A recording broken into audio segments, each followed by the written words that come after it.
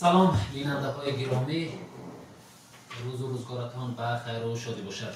برنامه نوبتی مهاجرت به خطر است مستقیما از سامانه اویلا تیجی و با شما هستم سید احسان جلالیان و بیننده های گرامی. امروز در برنامه مهاجرت به خطر موضوع خیلی مهم که اطراف این موضوع بیشتر بحث و بررسی ها مثلا در این اواخر خیلی زیاد شده است. میخوام در این موضوع صحبت انجام بدیم و فعالیت غیر قانونی و حقوق مهاجران است که امروز در همین موضوع صورت میگیرد. به این خاطر ما به استودیو دعوت کردیم انور بوبویف که همه شما ایشان را میشناسیم، یکی از متخصصان خیلی خوبی ما، سابق رهبر خدمات مهاجرتی وزارت مهنت مهاجرت و اشغال اهالی و همچنین ایشون عین حال خب مدیر بخش مهاجرتی اهالی انستیتوت اقتصادیات و دموگرافی اکادمی ملی علوم تاجیکستان و همچنین از خدمات مهاجرتی وزارت مهنت مهاجرت و اشغال اهالی جمهوری تاجیکستان متخصصان هستند. بهرام یوسف علیف حقوق شناس این نهاد هستند و همچنین رازق زاده پرویز جان کارمند مسئول همین خدمات هستند. خوش آمدن به استودیوی ما و خب بیننده های گرامی، شما میتونید اینجوری در رفت برنامه با ما تماس بگیرید. تلفن ما امروز دیگر است، تلفنی که در برنامه های دیگری مستقیم ما برای شما اعلام میکردیم با تماس میگرفتید اون نیست و امروز رقم های ما 98 902 11 46 و اینجوری 93 105 10 50. این رقم های ما هست که شما میتونید با این رقم ها تماس بگیرید و سوال های خود را بدید. من رقم ها را برای شما بار دیگر میگم: 98 902 11 46 و اینجوری 93 105 10 50. این رقم های ما هست که خب مسئول برداشتن زنگ های شما خب نفر دیگر هستن. امروز همکار دیگری ما بختیار سفر هستن، ایشان هر نفری که تماس میگیرد پیوست میکنن به استودیو و همینطور ما میتونیم که سوال های شما رو بشنویم و اینجوری متخصصان ما پاسخ بگیرد.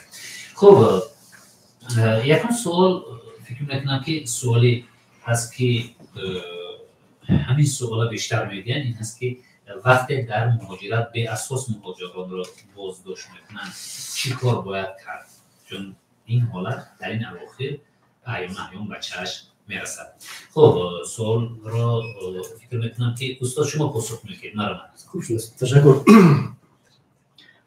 ما از روی فکر عقیده ما هنگامی که نسبت شرایط تاجیکستان که مهاجرین میاد از تاجیکستان در دیگر کشورها کشوری که نباشد اگر عملهای غیر قانونی بوده شود، با فکر من باید که البته مطبوعات رسمی تاجیکستان نسبت این کشور فکر عقیده خود را پیش آورده باید و ما خوب میدونیم که در فیاس روسیه که طی هفته اخیر یک چاره‌گیری‌های با فکر من غیر قانونی و نادرست نسبت شرایط تاجیکستان مهاجرین میاد از تاجیکستان عمل کرده میشود، این البته برای شأن و شرف و اعتباری شرایط تاجیکستان میرسد، سخت میرسد.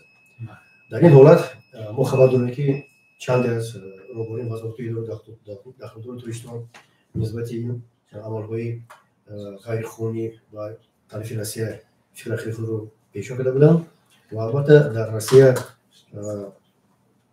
فعالیت رسمی دارد سفارت و کنسولگری تاجیکستان در روسیه از جمله نمایندگی وزارت مهنت مهاجرت شغل اهلی و مهاجرت و آنها فکر عقیده خود رو نسبت مسئله پیش کرده بودند. از روی فکر عقیده من بین روسیه تاجیکستان از سال 2004 سازش‌های بین حکومتی عملی دارد در ساحه مهاجرت مهنتی و البته این عمل‌هایی که از جانب مقامات رسمی روسیه بهترش مقامات پلیس روسیه انجام می‌شود، این عمل‌ها نادرست می‌باشند و البته به فکر من از جانب تاجیکستان باید این مسئله تحت نظر قرار داده شود و اون نفرانی که از فیاس روسیه این عمل رو عملی کرده بودند به فکر من باید جزا بگیرند. خب سلام باشین، شما اعلام میکنید. من می‌خواستم اعلام کنم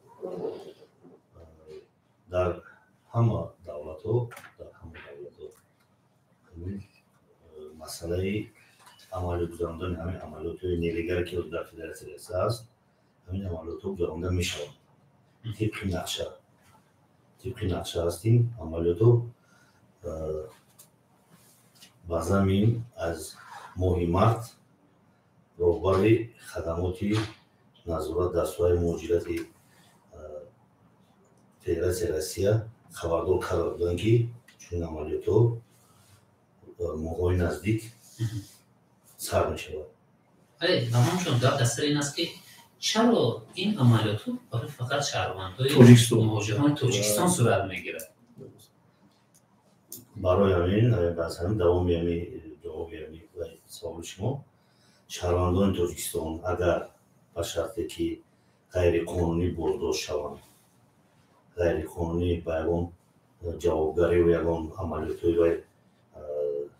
و جوابگری کشیده شوند در فدراسیون روسیه ما داریم سفارت جنوبی تاجیکستان کنسولگری جنوبی تاجیکستان نمایندگی وزارت ملل مهاجرت و شورای اهالی جنوبی تاجیکستان که بواسطه بر همین مسئله کار میکنند. شهروندان ما میتوانند که با همین نیازهای در همین مقاماتی که ما نامور کردیم رفته مراجعه کنند. خب پرویز حالتهای خیلی زیاد گرفتیم و حتی همه گفتن که ما به نمایندگی خدمات مراجعت میکنیم و سفارت تاجیکستان در روسیه مراجعت کردیم و کنسولگری هایی که در شهرهای روسیه خیلی زیاد هستن ما مراجعت کردیم ولی رسیدگی صورت نگرفت میگن. حتی همین گونه حالتهای هم شده میگن کودکان هم با همراهی والدینشون میگرفتن میبردن بازداشت میکردن. یعنی هم تمام حجت ها درست و به سبب همین کارم بردن. یعنی خدمات مهاجرت در این حالت یعنی چهارهای چیده رو روی دست گرفت در همیستان. بله بودن این حالتا شکل که گفتم که دارم ما داریم نمایندگی وزارت مهنت در فدراسیون روسیه دیده بار اومدن همش چیا بودن در حالی که همون وقتی که در مقصد رید می‌رفتن شهروندان کدامش که حجتش درست بود با ما حساب دادن کنسولگری از چی نمایندگی نه حضور میکنن مثلا اگر حجتش درست باشد با برای همین که چی نشود در سامانه وزارت مهنت هم سامانه وزارت هم در سامانه خدمات مهاجرت هم اعلام نشده شد که هست برای اگر همین حالت شود میتوانند که مراجعت کنند و یعنی مرکزهای نمایندگی که از نماینده خدمات مهاجرت وزارت در فدراسیون روسیه رقمشون هم هست میتونن مراجعت کنند اونجا تسکیل میکنند. نفهمیدیم گفت دستور این است که یک موجی بود و گفتم که واکنش خودی همین نهاد چگونه بود خدمات مهاجرت تاجیکستان چگونه بود در همین سمت علاوه داره شما فکر میکنم اولیدی همونی که شما گفتین نمایندگی‌های ما کنسولگری ما در اونجا همین مسائل رسیدگی نمیکنن و فکر درست میشه و رسیدگی نمیکنن نه چیکار کردن در همین سمت هر روز نمایندگی وزارت مهنت مهاجرت طبق سرپرستی با خدمات مهاجرت معلوماتنامه کشیده بود. خب تشکر میکنم. در همین معلوماتنامه اومده است خیلی همین روزش معلومات باشه شما روایت کنم در خیلی همین روز در یک میگیم بازداشتگاه یا که همون ادلین میلیتیایی شهر مسکو 4 نفر شهروندای جمهوری تاجیکستان بازداشت کردند که همیو نمایندگی کارمندای نمایندگی وزارت مهنت رفته در همونجا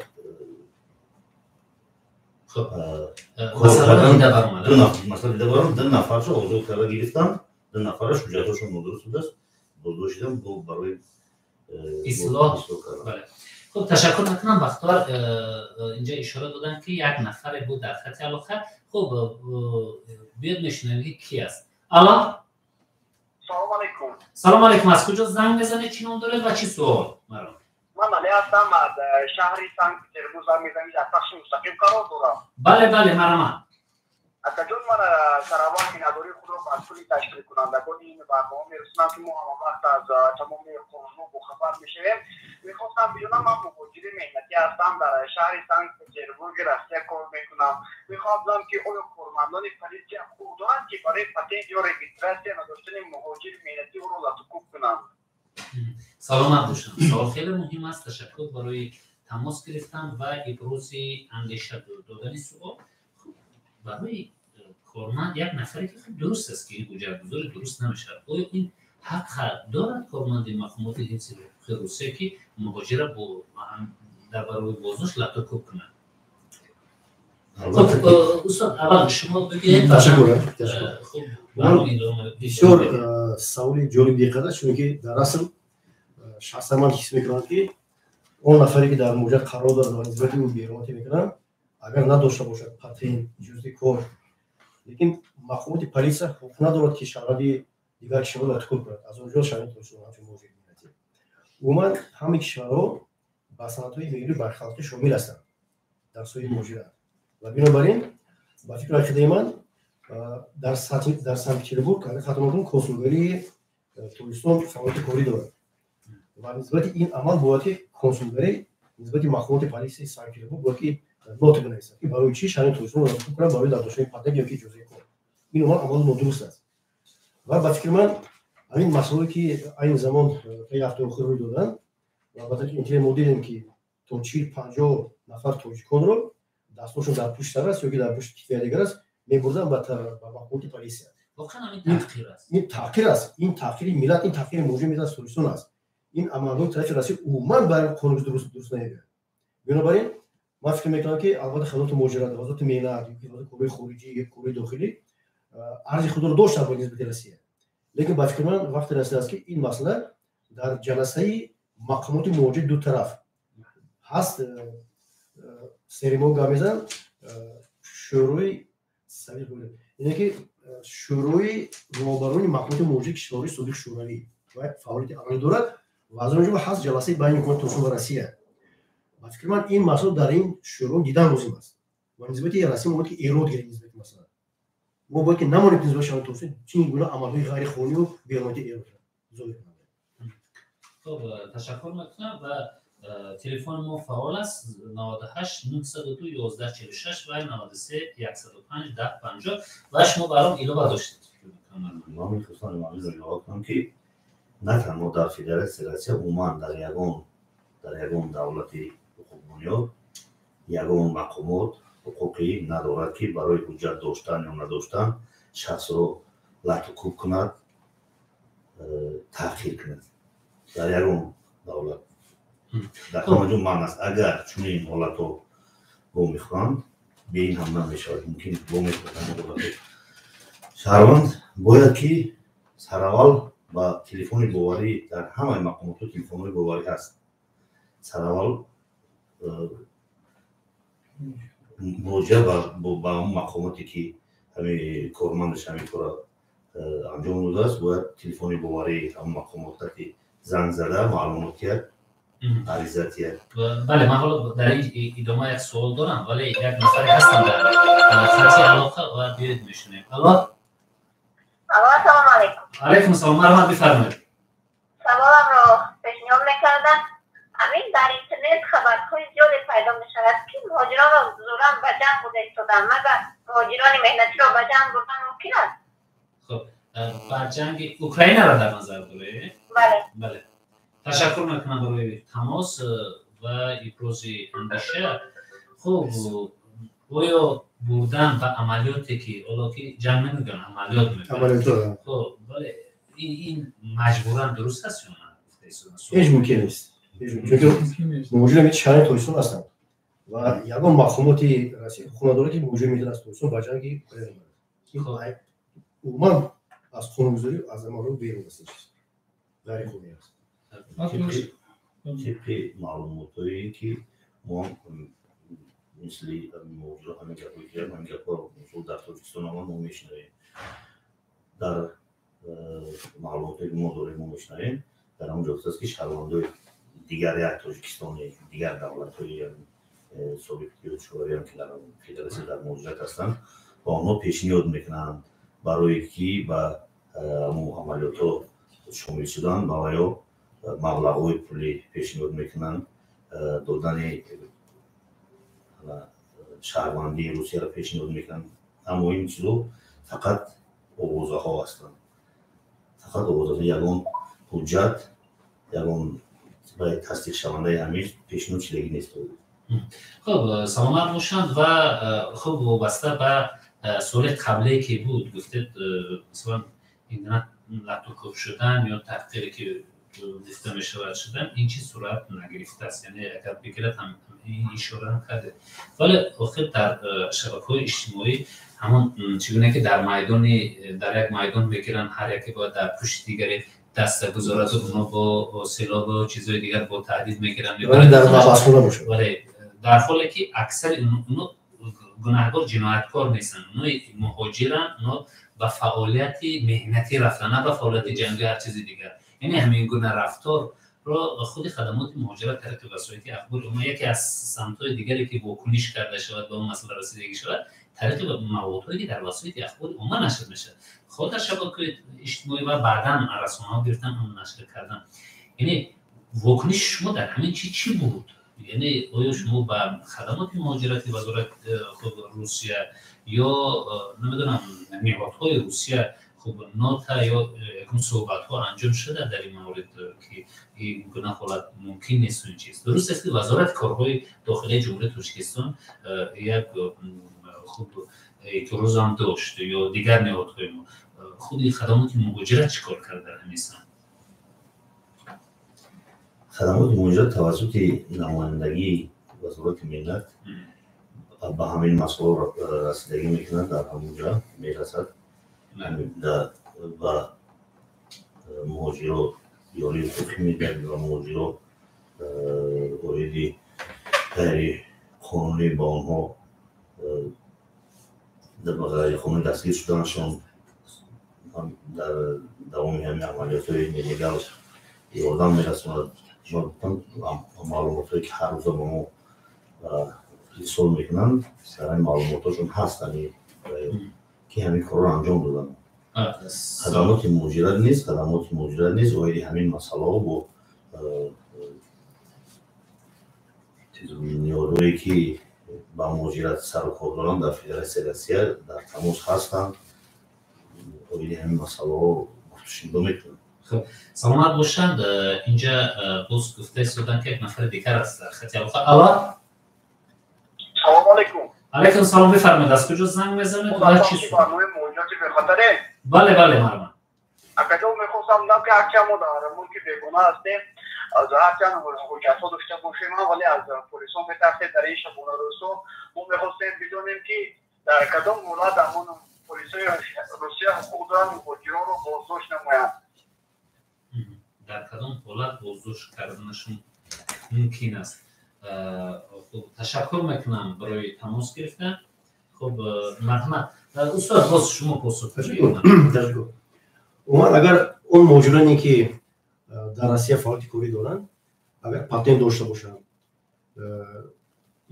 در جای زیست خود به خود گرفته باشن همه حجتاشون اگر رسم باشن او یگان باید که از یگان شد باید که نرسن و هنگامی پرسی از جانب پلیس روسیه باید که چون فعالیت فهمونن که من فعالیت کاری دارم پاتنت در دستی من است جای قید بدل که جای زیست من دارم یگان غیر رسمی عملیات نیست حتی میتونه نامی کاردهنده خود رو نیست نوبر کنه بنابراین از این حالت ها باید که گیلو پر باشد اگر ما بود یگان حالت رو دیاد که از طرف پلیس یگان عمل غیر قانونی شود و میتواند که اگر در پیتربورگ باشد ما گفتیم که خاص کنسولگری اگر در دیگر شهر باشد از نماینده وزارت میان مواجه شده ولی باید مراجعه کنند از اون جمله سفارتخانه ما در آنجا و چخیلی که همکاری ما گفتن تلفن باوری 24 ساعته با خدمت در خدمت موجود حتما با طریق اون بوکلت هایی که اون پاکت هایی که در در دست موجود باید باشد باید با این تلفن بده هر خود رو گاز زدن که پشتیبانی رو خدمت موجود دیگر مقامات رسمی توسط تمام انجام دهند بغیر از اون شما باید دونید خدمات موجود چند سال بود با شرکت های حقوقی روسیه همکاری میکنند در روسیه از امبودسمن تاجیکستان مثل در روسیه هست دیگر تشکیلات برخلاقی که میتونن نسبت مثلا کمک رسونن بنابراین زیادتر پیش از سفر به خارجه یکی به روسیه مردم در سفر بودن در خارج از اونجا در روسیه باید که با مقامات رسمی روسیه پیش از سفر خارج در مکتوبه باید دائمی باشه شما و اون سوالی که داره باید اداره رسمی توریسم باید سلامت باشم خوب پرچه شما ایدامت ویرا میکنه من برادر گفتم اگر حجتو اصلا سوز باشد حقوقی چی دارم بازداشت کردن نه البته ندارم وقتی که با مقصد کار فدراسیون روسیه میره باید پاکین باشد بعضا مثلا در قید مهاجرتی یعنی کارت مهاجری داشته باشی در قید مهاجرتی ماندگی باشد خوب ندارد ولی باید نترسه همین چیزی که باشد پیشنهاد میکنیم ببینم بازداشت نمیکنم در حالتی که باشد همین چیزا هست شرمنده که با مقصد کار یعنی پولید میشه به فدراسیون روسیه مقصد کار گفته من قید میکنم خودم و از چه چی میگم بود مقصد سفر وارد شدن به اون دولتی که مهاجرت میره اونجا می نویسن مثلا خط میکشن اونجا هست که مهمونی یا توریسم کار گفتگی یکی پتین نمیکنن یعنی حالا نمیتونم و البته تفتیش کنم و بوده مثلا باز هم همین مسئله همه طرف هم یک مسئله در همه برنامه تکرار بشه این مسئله قانونی مهاجرت سفر کردن قانونی از ورود شدن در همون مملکتی که قبول کننده است از ورود شدن سر کردن در همون کارت مهاجرت که است مقصد مهاجرت کار باشد باید کار کردن مهمونی باشد باید مهمونی باشد خوندن باشد باید خوندن کرده شود از همین جا سر می شود مهاجرت قانونی گردانی مهاجرت از همون ایرپورت سر می شود باید همین حجت ها همش وقت ساعت همون چیزای معین کردی برسمی در آورده شود تشکر میکنم و اینجا یک نفر دیگر هستن در خط علاقه الا سلام علیکم علیکم السلام بفرمایید از کجا زنگ میزنید و چی سوال دارید مرحبا ما از دنیای روبتی زنگ زده استادم یک مثلا خطی میخواستم فهمم که مثلا من در روسیه هستم یک چی میگم یک مشکلی هست که من وقتی که با کودکم در روسیه زندگی میکنم و اینجا همه خیلی وای هست یک چیزی قانونی قبول شده یا که همه خیلی هست که مثلا وقتی کودک با داد میزنی یا که رفتاری خوب نمیکنی یا که همه خیلی دقیقی میکنی کودکت رو میگیرند همین اگر اکو مادرها نمیشد که وقتی مثلا فرزند جنگ نکنن یا که به هر حال کودک از جنگ نمیفهمد یا که خوبی قطیقت زدن هم نمیفهمد خلاصه من همین که اگر در صورتی که مثلا در از روی چنین حالت شکایت شود و مثلا پلیس بیاید یکان حالت که یکان کار کرده میشود تو که من شاید کودکم رو در اون حالت از دست میدیم چون که همه خیلی وای میدونم که در روسیه اگر کودک جنگ کنم پلیس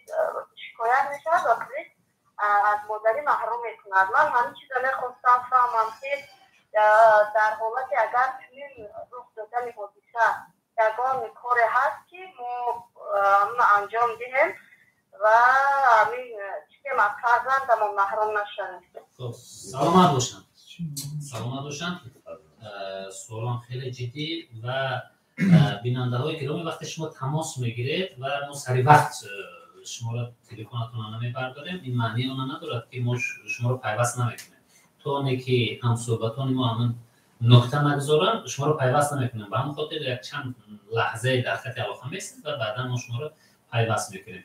خب سوالشون جدی بود استاد شما پاسخ میگید. من تشکر من بسیار سوال عجیب است چون این اسایید است اومد دکتر خوب گفتند که شما با فرزند در حدود روسیه قرار داشتید و شما بود که در روسیه با قانونگذاری اون کشور فعالیت انجام دادید اگر در خونگیز روسیه گفته شده باشه که فرزند رو زدن یا که دقیقاً رفتار کنه ممکن نیست شما باید که او را رفتار درست کنید و در حقیقت در کشورهای اروپا و در روسیه همین خیلی حالت هست که اگر پدر و مادر نسبت فرزند دقیقاً رفتار کنن او را زنن دود و فیغان کنن وای میتونه که توسط یا پلیس یا که مقامات اجتماعی فرزند را شما کشته گیرن چون که این بافکر من نه که در دیگر کشور در تایستان نیز بافکر میخواد عمل باید نباشه این فرزند ما و شما است نسبت باید ما حرمت احترام داشته باشیم و بافکر من پیش از ما این مادر باید فهمد که نسبت فرزند دقیقاً رفتار کردن زدن کودک ممکن نیست در کشور ژاپن ژاپن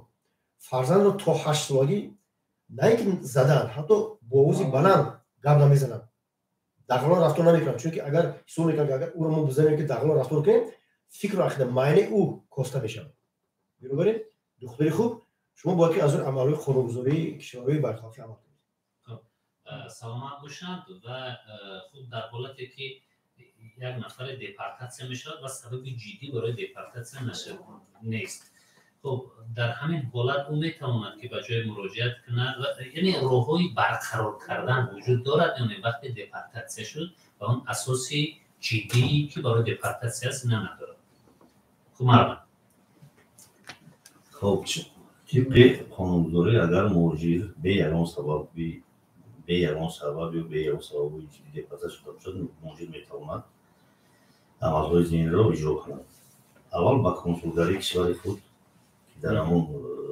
دولت است در همونجا تماس گرفته درباره به یگان سبب گذارنامه دپارتاسیون شدنش خبر میدهد خب دویم میتواند ادوکات گیرد و توسط ادوکات کارش را پیش برد خب برای بیکار کردن قرار دپارتاسیون و حکومت‌های داخلداری همون کشور خب شکایت پیشنهاد کند خب اصلا سبب دپارتاسیون چی است؟ چی حالت ها باعث میشه که دپارتاسیون میکنه؟ چون در همه قاعده ویرانکنی ها نباید خود دپارتاسیون شدن اون سبب اساسی چی است؟ کدام قاعده های ویران کنند؟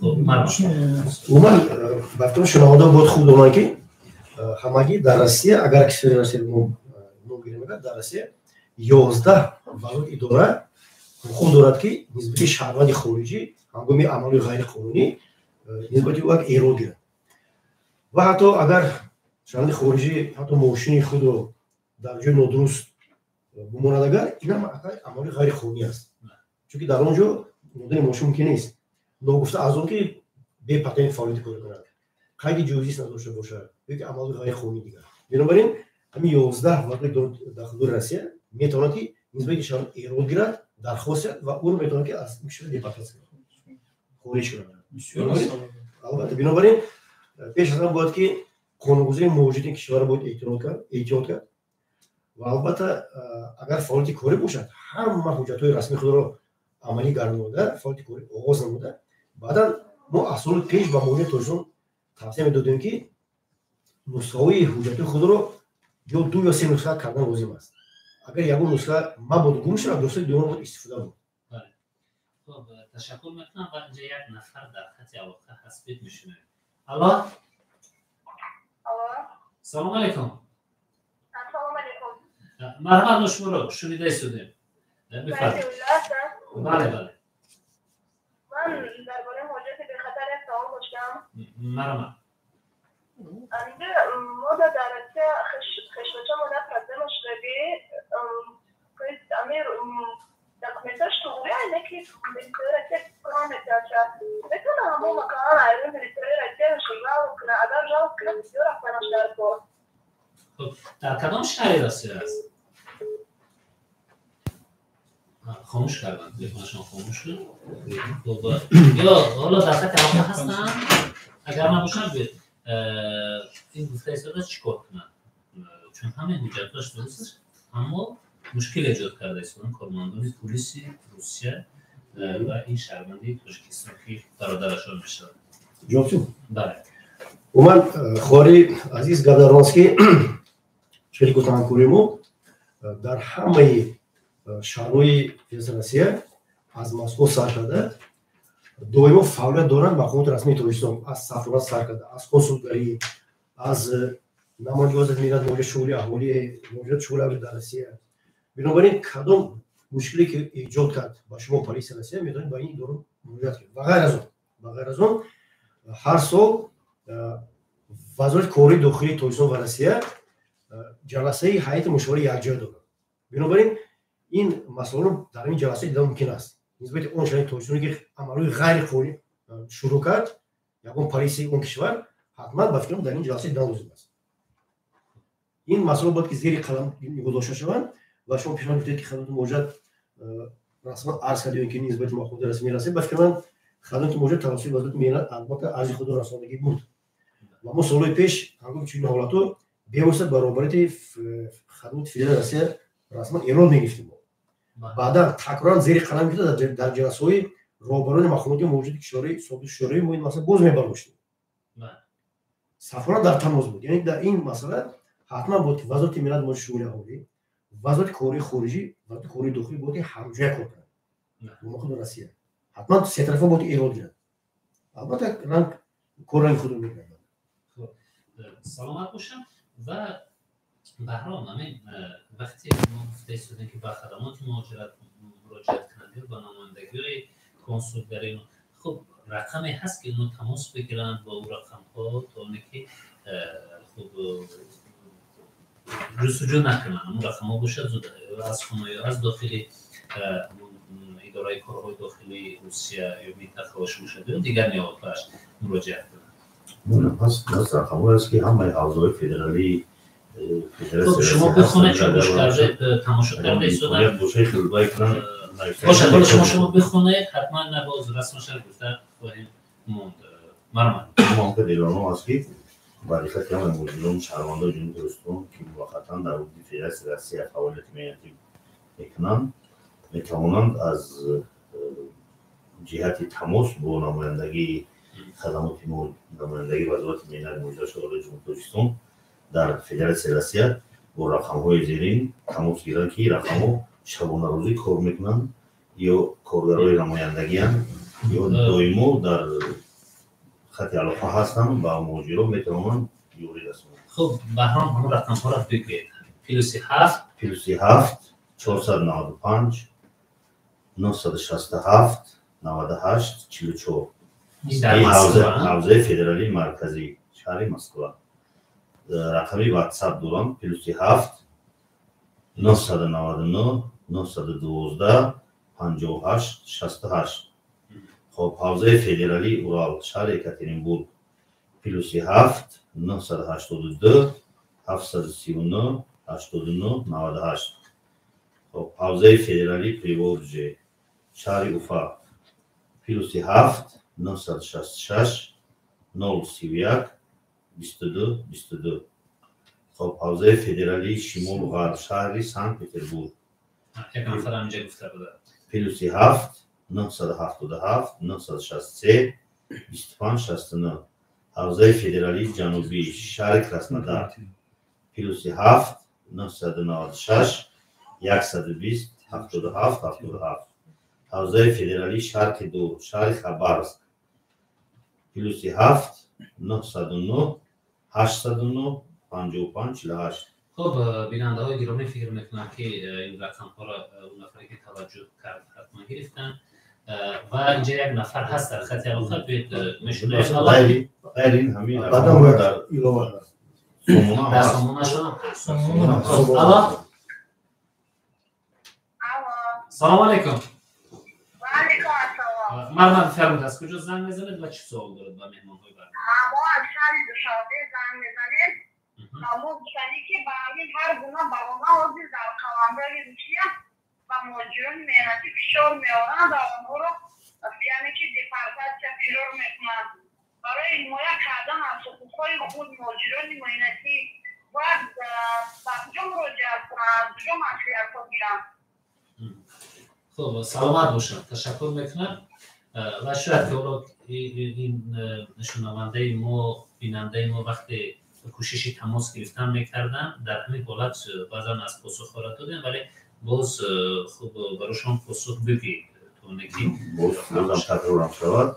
خواهر عزیز ما خیلی گفتیم шаҳрвандои ҷумҳурии Тоҷикистон метавонанд аввал мо дар Федератсияи Россия сафорати ҷумҳурии Тоҷикистон дорем, консулгарӣ дорем. خب نمایندگی وزارت مهنت مهاجرت و شغل اهالی جمهوری تاجیکستان فعالیت میکند که خاصتا اویدی همین مسئله در همون فدراسیای روسیه کاربری میکند.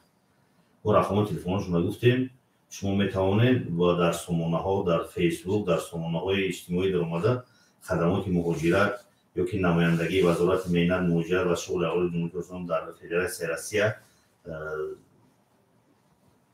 در سامانه ها در اومده همه را گفتگو نموده رقم تلفنشون آدرسشون یافته مراجعه کنید.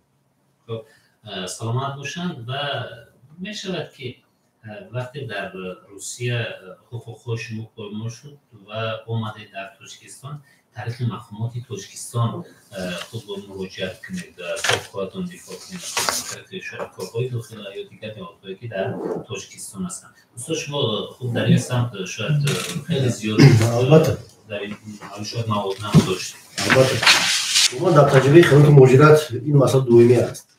چون که در خدمات مهاجرت اگر خطا نکنم از دور پیش در یک روز نکم از 50-60 نفر 200 نفر مهاجرت می‌کردند و نسبت همه درخواستایی که هنگام سفر کاری داشتن در روسیه و دیگر کشورها با چی مشکلی دچار شدن درخواست پیش می‌کردند. بنابراین اگر هنگام از کشور خارجی که از روسیه به وطن بازگشت کردن اگر شما با یک مشکل دچار شده باشید پس حتما نسبت این مشکل اومده به خدمات مهاجرت باید عرض کنید درخواست رسمی پیش آورید. برای چی؟ چون که خدمات مهاجرت هنگام واقعی با همکاراش از طرف روسیه با خدمات مهاجرت روسیه چنین درخواست رو پیشا بکنند. چند مشکلی که باشد 2 نمود 10 نمود 20 نمود مشکلی و این مسئله در گروه کاری بین دو جانب روسیه و تاجیکستان بررسی می‌گردد. بنابراین نسبت این مسئله نسبت اون مشکل‌ها در ساحه علمی سطح دوم وجود دارد و ساحه علمی تاجیکستان امروز اقلی میگیم با خدمات مهاجرت ملت همکاری داریم دارد نسبت این مقام و البته نسبت پایمال کردن خونسان از اون جمله.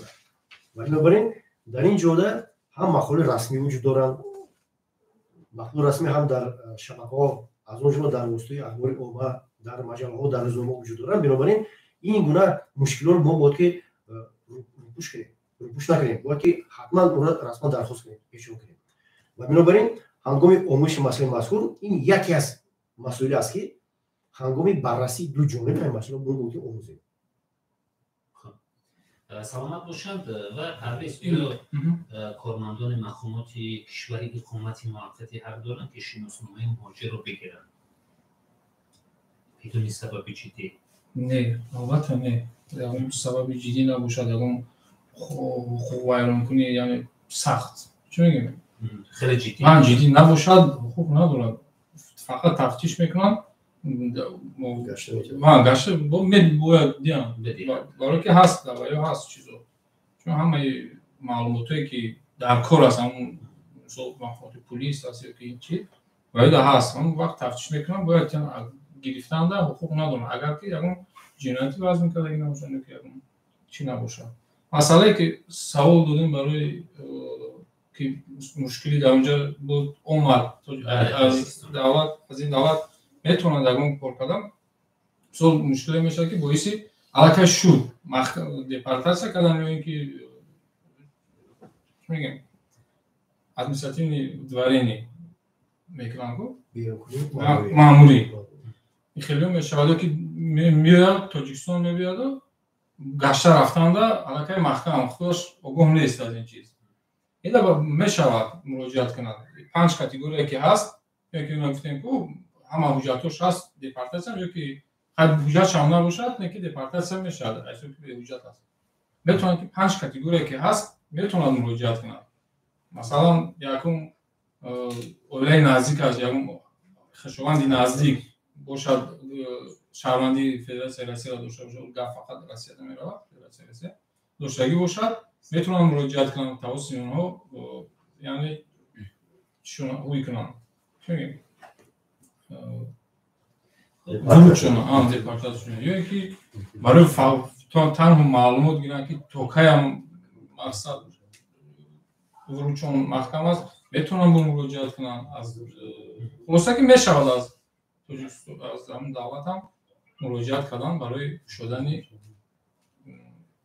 اجازه دیگر برای دیگر بار رفتن اجازه شدن. خب یک هموطن یک نفری هست در خط آخر، خب نه زیاد نیستادن در خط آخر. یک هموطنی خودتان شما را فریب میکنند. آیا قانونگذاری کشور به اقامت مجازات تطبیق میکند یا نمیکند؟ سلام از جانب بیننده ما است. وقتی در روسیه یک هموطنی خودتان بودن شما را فریب میکنند، قانونگذاری او مجازات میکند یا نمیکند؟ قانونگذاری همون دولت؟ بله همون دولت. البته میکنه. این چه میگم ما در ماشین است فریب بریدن فریبگری کدام مسئله میشه؟ مسئله کار میکنه پولش هم میدن یا که مسئله حجتش قطعی حجتش هم میگیره، فریب میکنن، مبلغش هم میدید، پولی کم میدید براش. اولش که همین خوب میشد که مهاجرین ما با واسطه میانه رو کار نکنن اولش و چه داخل دار یعنی مرکزهای مهاجرتی خیلی خودشون روان همش خلاصه که خود روان این خیلی میشه البته میشه مجازات میتونم اگر عرض کنم. تشکر میکنم و اینجا یک نفر دیگر هست در خط آخر. الو سلام علیکم. بله بله اویلتی جی مرحمت بفرمایید. مرحمت شما سوال بگید متخصصان ما میشنون پاسخ میکنم. مرحمت. بله بله حقوق شناس هم داریم از خدمات مهاجرت و اینجوری کارشناسی دیگر هم داریم که ایشان خیلی متخصص خوبی هستند.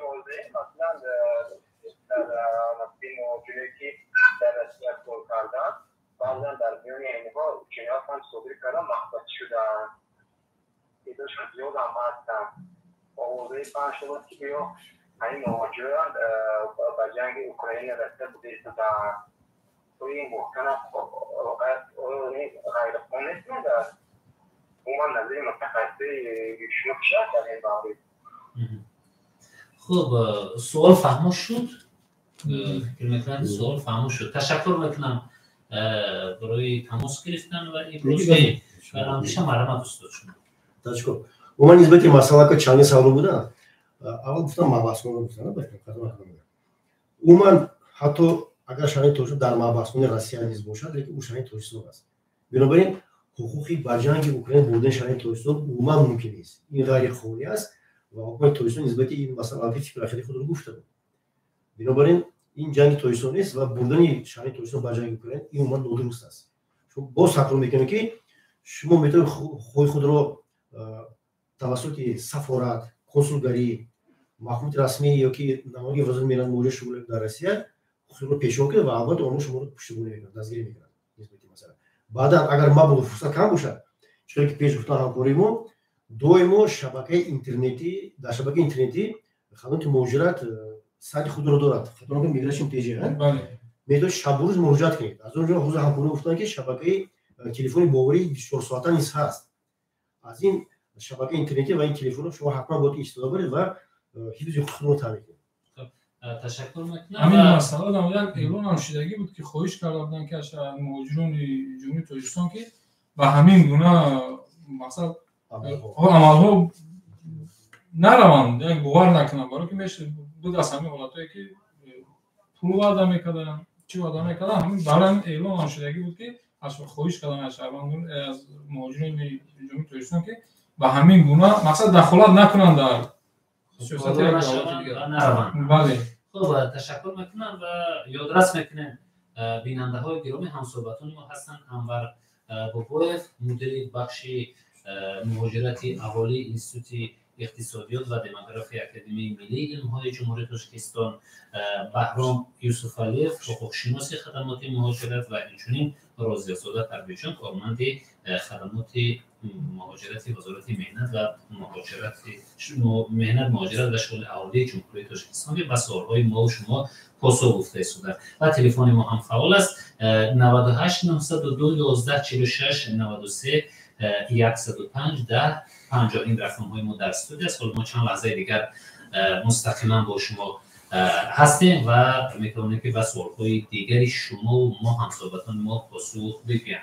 خب سوال دیگری که در اینجا گفته شد از جانب یکی از بینندگان دیگری ما این است که وقتی در اروپا موجود غیرقانونی رفتار میکند مجازات آنها چگونه میشود؟ چون ما بیشتر از روسیه گفتیم و اینجا شنونده ما گفتن که بیننده ما که در اروپا وقتی خود شما اون قانونگذاری کشور شما نقض میکنید اما چگونه نقض میکردن نگفتن من نقض میکنن نگفتن اول شاهان گیرومی ما باید که از روز اول دونی که هنگام سفر به دیگر کشور پیش از قانونگذاری کشوری بودبوش رو باید که رعایت کرد.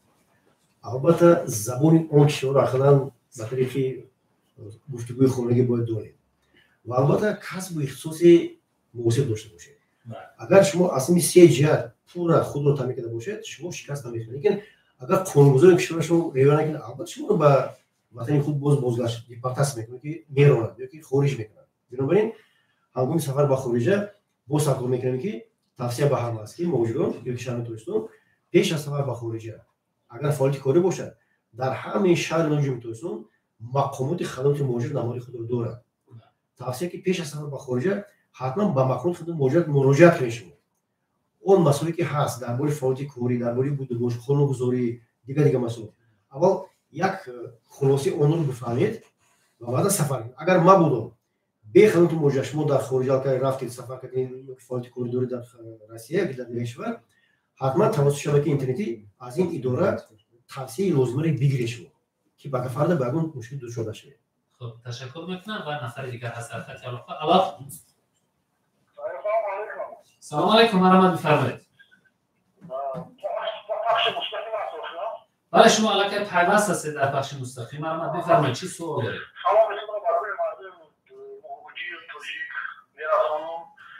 که همون موجودی که هر 19 سالش میره میاد از 8 میره میاد مشکلی در سال چیه مشکلی در سال یا چیزی که توجیه که ما اکا در اینجا رو مودم اینا من نداره کار کردیم که ابی ما اکا تو مورانه که موضوع اصلی واسه شما دادن دیگه و چیکار اصلا هم خیلی اوضاع بگیم رو تو وجودم واسه تو در کاملا واسه اساس مایر یا کو کار بیمورانه لیدا اکا بیمور یا کو کسای نمیکنه کارفرما روس است تاجیک است روس آفریقا فیرما تو وجودم هست تو سمون کی چاکا گرفتاری ماغلو خالو کور کایا تو وجودم ماغلو مورانه ایبای چون خود داشته کرد یا سون نیست. خب حالا حقوق شناسی خدمات مهاجرتی وزارت مهنت اشاره دارن که حتما حالا من پاسخ میگم شما تلفنتون خاموش نکنید. خب مرحبا شما پاسخ بگید چون شاید سوالی هست. برادر با سوال شما را شنیدیم شما یگان با یگان مراجعه کردین نمایندگی کنسولگری سفارت چی جوزا که گیریم رای کردیم یگان که ما را نگیریم اصلا بلوگیر بچه‌های که ما اصلا ما ابراشات کردیم چی کاریده نمیتونیم گرفتار بلوگر شما را چیکار کنه بود میکنه شما را همون نمایندگی مراجعه کردین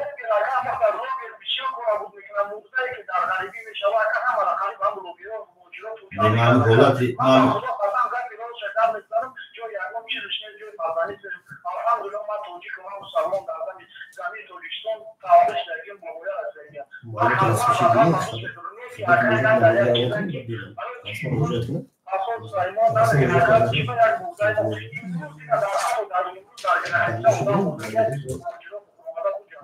برادر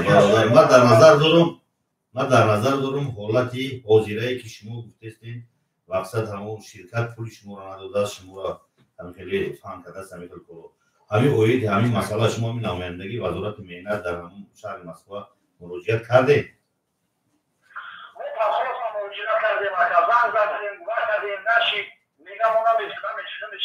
ما شما در رقم تلفن میتونید بنویسید امکانیت داریم بنویسید ما رقم تلفن میتونم شما داد شما هم رقم تلفن قدری جان زدید خب بنویسید +7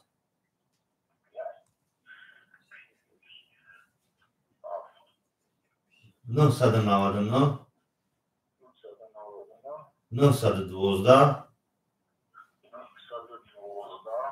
58 68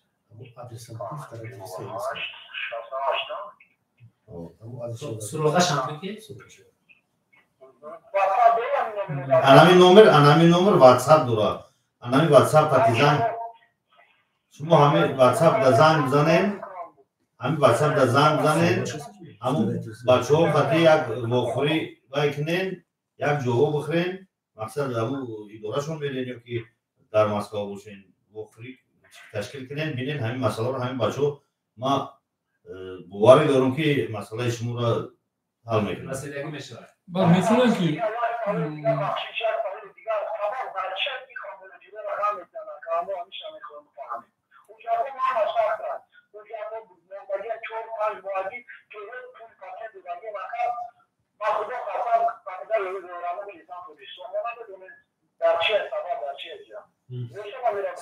حتما حالا پاسخ میگم و خب پرویز شما سوال داره. میتونیم ما همون معلومات خودشون نگیریم که برای که نمایندگی ما هم مراجعت کنیم که اویدی خب میشه که معلومات شما رو بگم تا که ما مناسبتون که همون مسئولای وادار کنن که با شما صحبت کنن و رسیدگی صورت بگیره در تماس. نام مناسبتون بگید دیگه. غلاموف ابوبکر.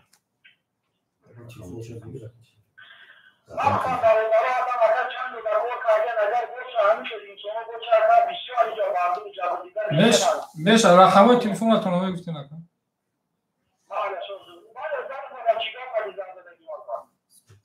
خب حتما حالا رقم شما رو میگیریم حتما به مسئولین میدیم چون خوب نیست رقم شما رو در افیر پخش کنیم.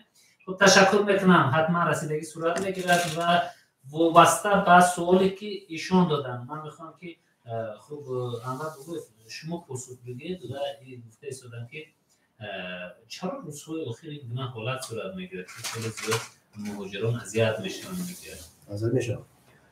ما چندی پیشتر نسبت مسئله که صحبت داشتیم مخمود رسمی تاجیکستان در سیمای وزارت کاری خارجی کاری داخلی وزارت میلاد موجه شمول آوری نسبت این مسئله با مخمود رسمی روسیه علاقه موجه کرده بودن و فکر من طرف روسیه باید که نسبت این سوال جواب کرد برای چی این گونه اعمال غیر قانونی نسبت موجه از تاجیکستان و از اون جمله دانشجویان تاجیکستان در کنسولات ناموری شده است برای چی و فکر من در روزهای نوبتی باید که مسئله بررسی کنند و ما باید که با سوال خود پاسخ گیریم.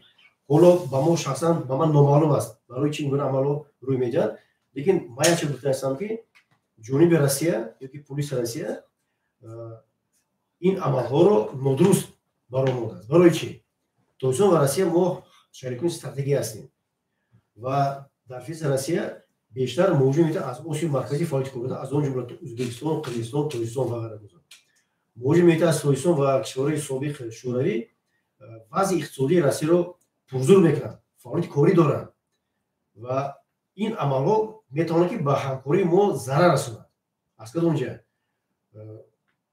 اون مهاجری که در روسیه عذاب کشید یا که نسبت او بی‌حرمتی کردن و من بعد دیگر کشورها زیادتر اروپا رو انتخاب میکنند ساعت فعالیت کاری خود رو بنابراین از این کار فقط روسیه ضرر میبیند. بنابراین من فکر میکنم که البته در نزدیکی و مخمود رسمی تاجیکستان روسیه وام میخورن این مسئله بررسی میگم و بعدا ما با شما سوالشو میفهمیم.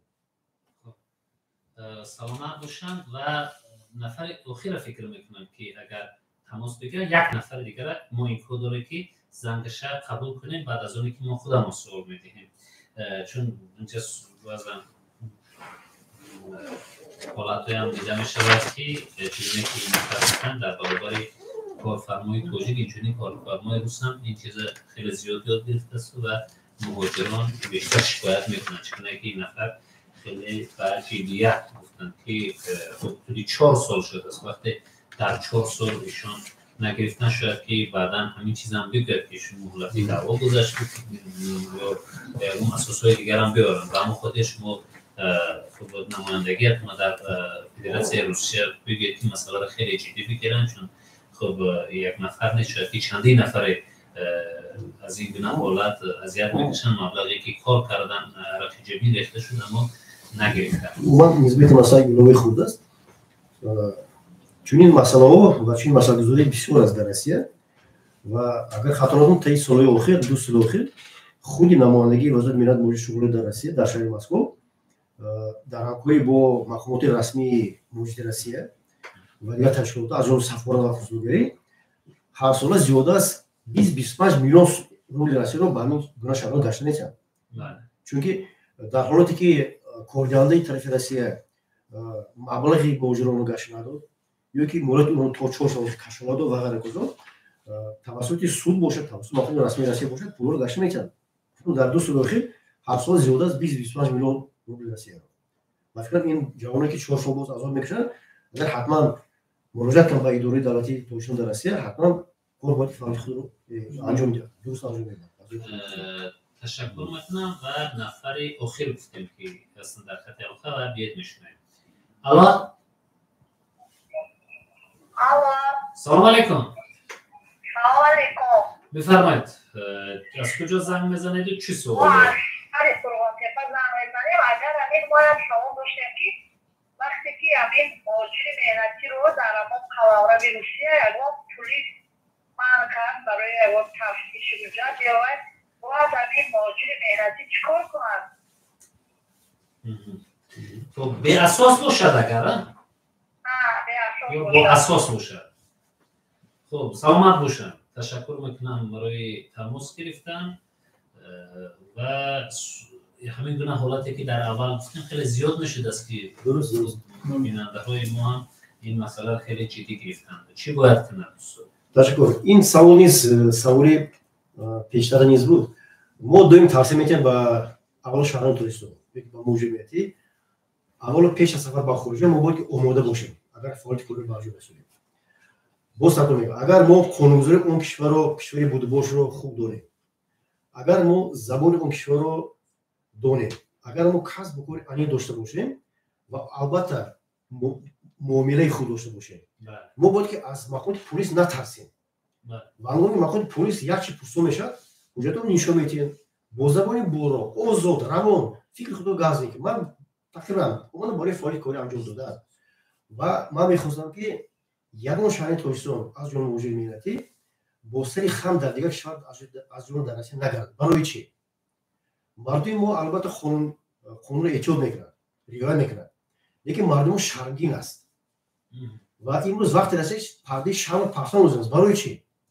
علما تحت زنندگی هستند که سرمایه‌گذاری موجود ملتی از جمله تاجیکستان در روسیه به مراتب زیادتر از نیروی سرمایه‌گذاری در کشور خودشون. تحقیقات هستند که سال 2019 سرمایه‌گذاری موجود ملتی تاجیکستان در روسیه سال 2019 یک از 10% مجموع محصول داخلی روسیه رو تشکیل کرد. اگر با پول گردانیم در سال 2019 مجموع محصول داخلی یک روسیه 1,693 میلیارد دلار تشکیل کرد. اگر با یک از 10% ضرب بزنیم پس سرمایه‌گذاری موجود ملتی تاجیکستان در روسیه با 22 میلیارد دلار برابر میشه. حالا که سال 2019 موجود ملتی یکی شهر تاجیکستان در روسیه با تاجیکستان وقتی خود تنها 2.6 میلیارد دلار گذاشت. 8 مرتبه منفعت که موجود ملتی از تاجیکستان در رشد اقتصادی روسیه زیادتر است. بنابراین همین گپا رو موجود ملت از تاجیکستان شاید تاجیکستان باید با زبان برو گذرن که ما رشد اقتصادی روسیه رو کمک رسونده است. بله. ما حکومت رسمی روسیه دعوت کردگی است. ما سوشن بین حکومتی داریم. و نسبت حکومت احترام مردم تاجیکستان باید که باید هر گونه کار انجام بده. فقط کاری غیر قانونی نباشد، کاری قانونی باید باشد. نسبت مثلا هست سند میری حقوقی بین حکومتی، سند میری حقوقی بین خلقی. هست همکاری بین حکومت تاجیکستان روسیه در سوی مهاجرت از اون جمله.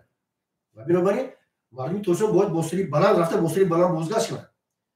روسیه هر سال محتاج است به میلیون نفر مهاجر ملتی، لیکن این کاری که امروز عملی میشود این نفران به فکر من سیاستمدار روسیه نیستند. این آدم‌ها به فکر من بر ضرر روسیه کار کردند. خب تشکر میکنم.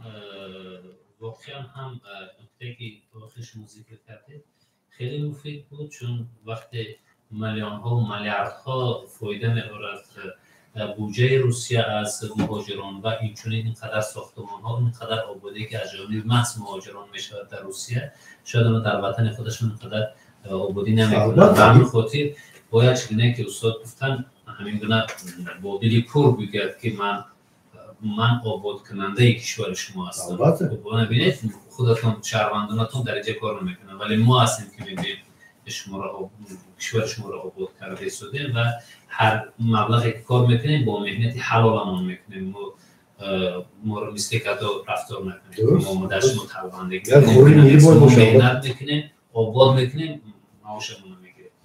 تشکر میکنم و هرچند خیلی زیاد میخوایم در این موضوع صحبت داشته باشیم چون موضوع خیلی مهم است و صحبت هم خیلی جالب صورت گرفته است ولی چکنیم که وقت ساعت برای ما اشاره کرده است که وقت شما به اتمام رسیده است خوب خیلی زودتر خاتمه بدید ولی شنونده هایی که را میبیننده های ارجمند حالا خب حقوق شناسی خدمات مهاجرت چند نکته را ذکر میکنن با برنامه خاتمه میدید من با مهاجران توجیک یک مسئله را تاکید کردن بودم که از جانب خدمات مهاجرت در شهر دوشنبه در نمایندگیش در شهر ولایت ناجیو